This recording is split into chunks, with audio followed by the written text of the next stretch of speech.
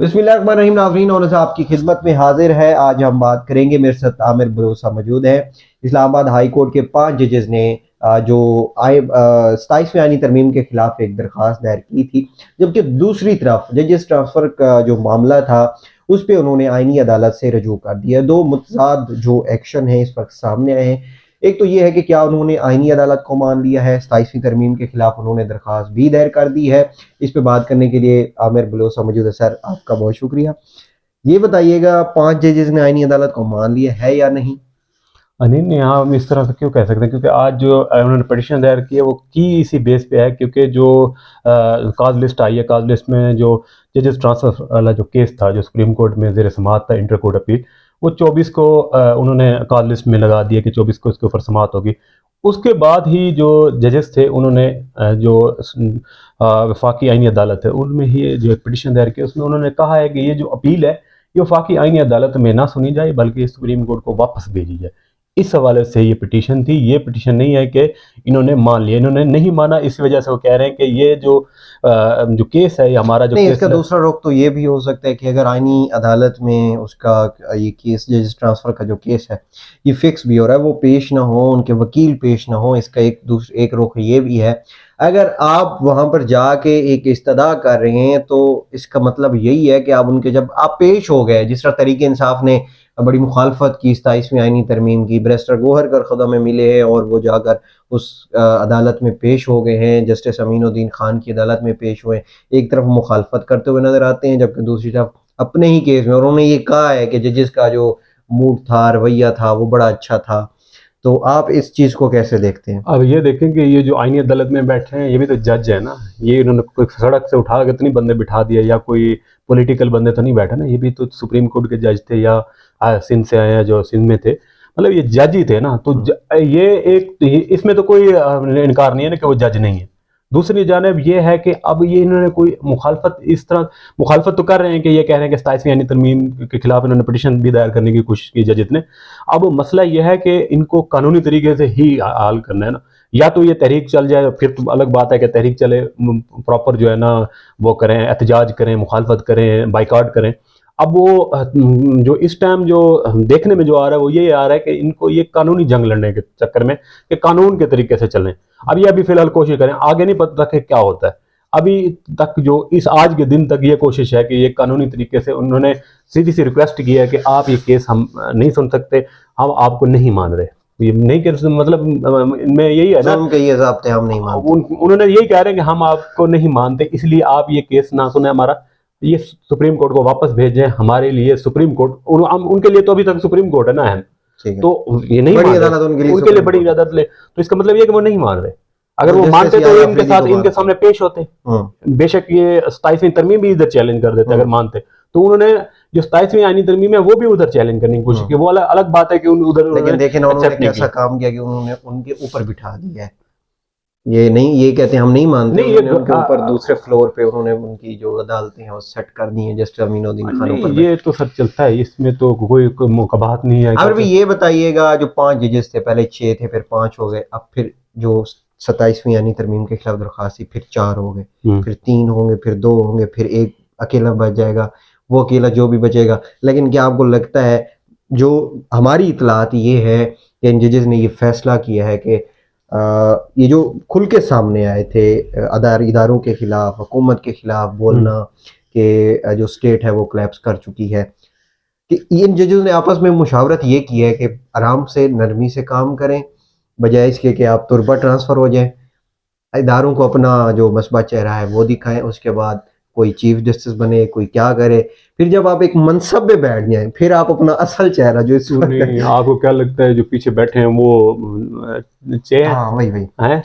उनको भी तो पता है ना कि कौन किस सोच का मालिक है। उनको पता है कि ये मोहसिन अख्तर कियानी, बाबर स्तार, सुमन रिफत, सरदार एजाज इसहाक, या तारिक महमूद जंगीरी, या सिमर फतमी साहब। कोई भी है, उनको उनका पता तो है ना।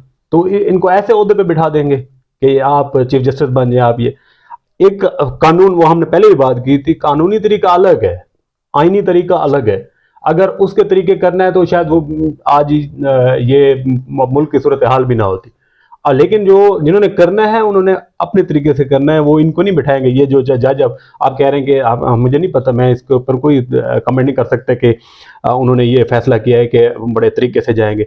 अगर इनके पास तो 26वीं आईनी तरमीम के वक्त भी था ना, तो लेकिन देखिए इंसान गलतियां करके सीखता है। उन्होंने जस्टिस मंसूर अली शाह को देखा होगा। हाँ, मंसूर अली शाह साहब नहीं है इधर। मेरी बात सुने, उन्होंने जस्टिस मुनीब अख्तर और जो मंसूर अली शाह के फैसले थे, मुज़ाहमत करना, खुलकर बात करना, उन्होंने उनको देखा होगा क्या हुआ, बेचारे चीफ जस्टिस नहीं बन सका, आकर इस्तीफा दे गया। लेकिन उन्होंने इस चीज के वो की होगी, सबक सीखा होगा। इंसान है, सबक तो सीखता है गलती। मतलब वो चीफ जस्टिस बनने के लिए ही इस सिस्टम में मौजूद थे कि चीफ जस्टिस बनते थे। मेरी बात सुनो, और उनका कोई हक नहीं था कि उन्होंने मुल्क के लिए क्या करना। चीफ जस्टिस की बात नहीं है। अगर वो जस्टिस मंसूर अली शाह जो एक जिस वजह से वो चीफ जस्टिस नहीं बने, अगर वो ये ना करते तो शायद वो चीफ जस्टिस होते। तो यही बात है ना। तो इन्होंने भी सोचा हो कि शायद यार हम वो काम ना करें कि हमें बिल्कुल खुदे लाइन लगा दिया जाए, साइड लाइन किया जाए, फिर तो कंप्रोमाइज, फिर कौन सी वो है इनके ऊपर आइन का वो बहुत सवार है, या कौन सी जमहूरियत है, या कौन से जो कानून है, या कौन सा। अगर इस तरह के अगर आप जो कह रहे हैं अगर ये सच है, चीफ जस्टिस के मनसब पे अगर बंदा बैठा हो, अच्छे फैसले, वो जो अदलिया को नीचे से देखना, जो डिस्ट्रिक्ट जुडिशरी होती है उसको देखना, वो एक अलग बात होती है। बजाय इसके अब जिस तरह जस्टिस मोहसिन अख्तर कियानी है, अगर वो इस वक्त चीफ जस्टिस होते, लेट्स सपोज सरफराज डोगर साहब की जगह, तो मामलात कुछ और होते। जो जिलाई कचहरी है, जिलाई अदालतें हैं, मालियात अदालतें, वो भी उनके अंडर होती। तो सिस्टम थोड़ा सा तो चेंज होता ना। लेकिन अब तो वो बिल्कुल ही साइडलाइन होंगे। जब इससे पहले जो justice Aamir Farooq chief justice थे, उस टाइम ये इंतजामी तौर पर तो ये देख रहे थे मोहसिन अख्तर के, तब उन्होंने क्या किया, काफी डिफरेंट हालात थे। क्या मतलब किस तरह से? ठीक है, आप जो मेरी बात सुने ना, मिसिंग पर्सन के केस आए, आपने देखा क्या उसमें फैसला किया इन्होंने? मैं बताता हूँ, मैं आपको बताता हूँ। फिक्स होते थे केस, ठीक है, और उसमें ये होता था कि जो उन्होंने मजमूई तौर पर जो मिसिंग पर्सन के केस थे उसमें ऑन कैमरा ब्रीफिंग दी, सारा कुछ किया। और दीगर जो अहम जो सीडीए या इस्लामाबाद पुलिस के हवाले से केसेस होते थे, उनमें आपको बड़ी पेशरफ्त होती हुई नजर आती थी। अब तो केस फिक्स ही नहीं होते। हो सकता है, मैं मतलब इस चीज में नहीं।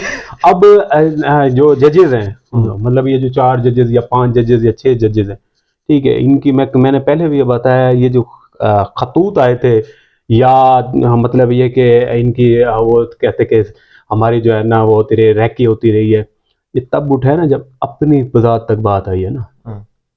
किसी आम आदमी के लिए तो नहीं उठे, किसके लिए, कोई किसी उसके लिए नहीं देखे ना। वो आम आदमी को इंसाफ दे रहे थे, जिसकी वजह से उन पे प्रेशर डाला गया।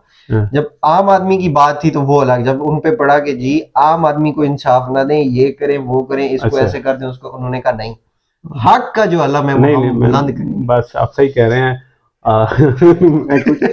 अच्छा, अगली बात करें। ठीक है, अब हम आते हैं 27वीं आईनी तरमीम के खिलाफ। इन्होंने चैलेंज कर दिया सुप्रीम कोर्ट के अमले ने उसको वसूल करने, उसका मुस्तकबिल आप क्या देख रहे हैं? तो 27वीं आईनी तरमीम सुप्रीम कोर्ट की वो भी बनती ही नहीं, डायरेक्टर बनता ही नहीं। जब 27वीं आईनी तरमीम के बाद सुप्रीम कोर्ट तो अलग होगी ना, जो आईनी मुकदमात होंगे ऑटोमेटिक आएंगे, आईनी अदालत में आएंगे। तो अब इन्होंने इसी तरह, तो आपको जजेस आईनी अदालत में आते हुए दिखाई दे रहे हैं कि जी चले ठीक है, या इन्होंने ये किया हो कि चले एक दफा? जजेस का काम क्या है आईनी अदालत में? इस तरह जजेस का क्या काम है? जजेस अगर करते हैं तो कुछ अपना अलग तरीके से करें ना। जजेस क्या कर सकते हैं?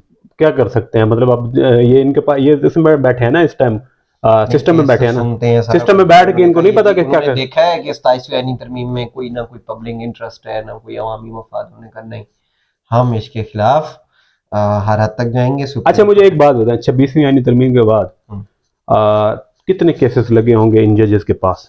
ठीक है, इन्होंने खास केसेस जिनमें सिर्फ इन्होंने मंडना हो किसी खास बंदे को, उसके अलावा मुझे ये बताएं कि कौन सा केस में इन्होंने दिलचस्पी ली है?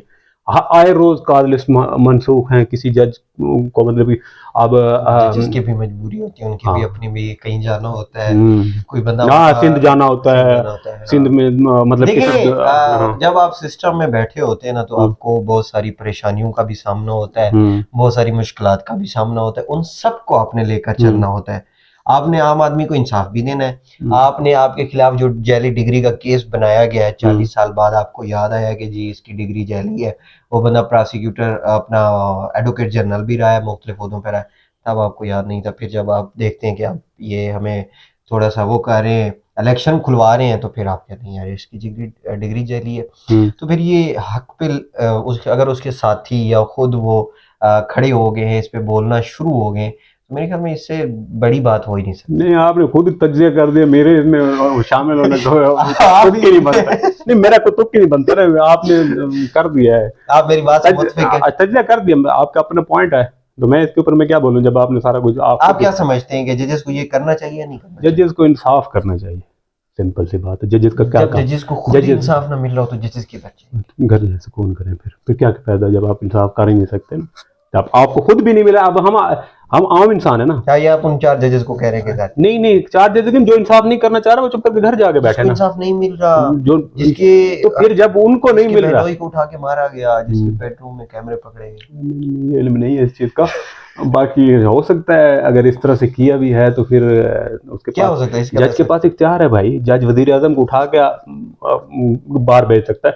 जज इदारों था बुलाने में फौरन फैसला मुअत्तल हो जाता है, डिवीजन में लगा के उसको आया नहीं था, वजीर आजम आया नहीं था, मिसिंग पर्सन में वजीर आजम पेश तो हुआ था उस टाइम, तो मोहसिन अख्तर क्या नहीं सेटिस्फाइड हो गए थे। वो तो चले एक बस खास मामला था कि मिसिंग पर्सन की, वो तो बहुत बड़ा इशू था। नजरीन, आमिर बलोच साहब हमारे साथ मौजूद थे। इसके साथ ही हमें इजाजत दीजिए। मजीद अपडेट के लिए चैनल सब्सक्राइब करें, लाइक करें, बेल आइकन दबाएं ताकि अपडेट वीडियो पहुंचती रहे। इजाजत दीजिए, अल्लाह हाफिज।